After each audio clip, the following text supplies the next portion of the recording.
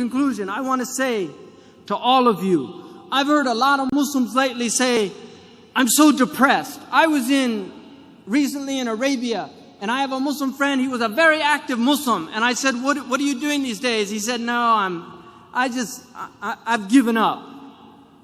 That's what he said to me. He said, I've given up. I've had enough. You know, there's no hope.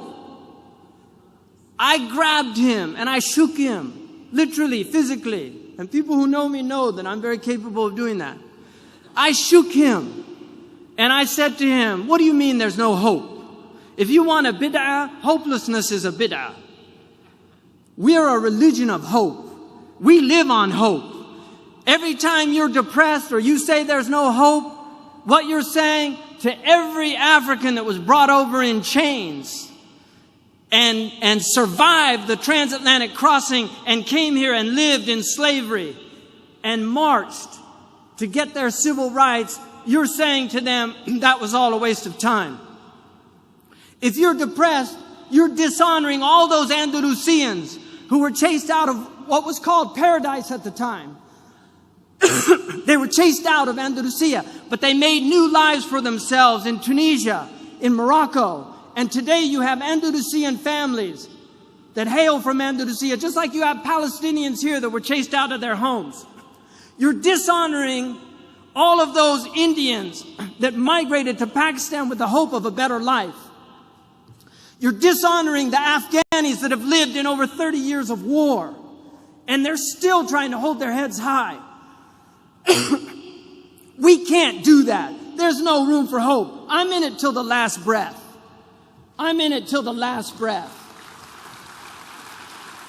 Because in that last breath, and I pray to God that Allah subhanahu wa ta'ala gives me on my last breath, Ashhadu an la ilaha illallah wa ashhadu anna Muhammad Rasulullah, because I believe in the promise of God.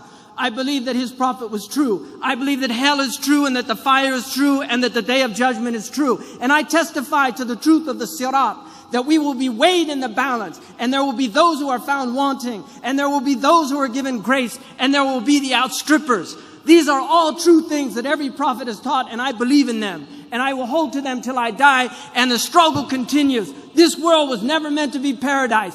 God has created a world that is meant to drive you to God. And if you're being driven to the devil, you've been duped, my friends.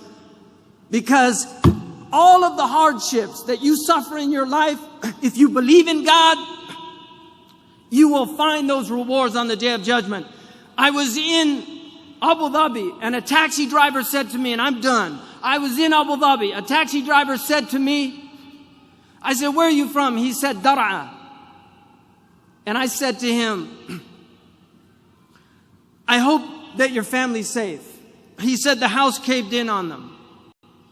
My father was killed.